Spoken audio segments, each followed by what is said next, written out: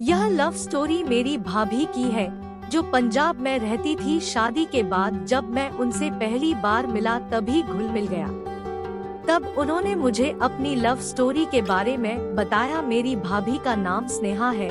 यह 2018 की बात है जब वह गांव में थी। घर पर 9 देवी पूजा हो रही थी। उस समय एक लड़का वहां आया और भाभी के जस्ट सामने बैठ गया और उन्हें देखने लगा। भाभी को पहले तो वो लड़का बहुत गलत लगा, फिर उसने भाभी को बहुत ज्यादा देखना शुरू कर दिया। तान्या भाभी को बहुत प्रॉब्लम होने लगी और उसे मन बहुत अना बटा शना बोलती थी। एक दिन जैसे ही वो भाभी के पास आया, भाभी ने एक जोर का थप्पड़ पर उसके गाल पर जड़ दिया। वो बहुत डर गया और उस लड़के ने भाभी को देखना बंद कर दिया। वो लड़का उन्हें अब परेशान नहीं कर रहा था, उसने उनकी गली में आना भी बंद कर दिया था।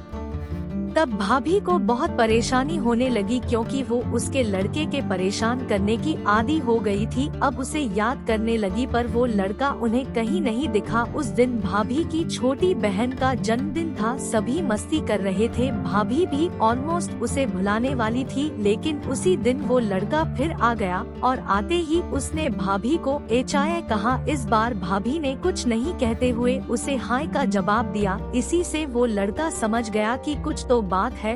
फिर मेरी भाभी के भैया आए और बोले, अरे अमन तू यहाँ क्या कर रहा है, चल थोड़ी बर्थडे में हेल्प कर। तो वो लड़का हेल्प करने लगा। हाँ, एक लाइट लेके घर पर चढ़ गया। मेरी भाभी ने उससे कहा गिर जाओगे, तो उसने कहा तुम हो तो सही मुझे संभालने के लिए। तान्या भाभी ने स्माइल की, वो भी स्माइल करने लगा। फिर बर्थडे सेलिब्रेट हुआ, सभी पार्टी में एंजॉय करने लगे। तभी वो लड़का आया और बोले, तान्या मैं तुमसे कुछ कहना चाहता हूँ। तो भाभी ने बोले कहो। तो उसने कहा क्या तुम मेरा टाइम पास बनोगी? तो भाभी ने क्या क्या कह रहे हो? तो वो लड़का पहले डरने लगा और उसने बोल दिया, आई लव यू तान्या, मैं तुमसे बहुत प्यार करता हूँ, तुम मेरी जरूरत हो। भाभी तो पहले से ही उससे प्यार करती थी, लेकिन फिर भी बोल दिया, सोच कर बताऊंगी, तुम अपना फोन नंबर दे दो। और 2 दिन बाद भाभी ने बोल दिया आई लव यू। तो अमन और लव स्टोरी शुरू हो गई। आफ्टर 6 मंथ भाभी की साड़ी तय हो गई और वो लड़का दोनों अलग हो गए। इसी गम में भाभी ने अपने हाथ पर उसका नाम चाकू से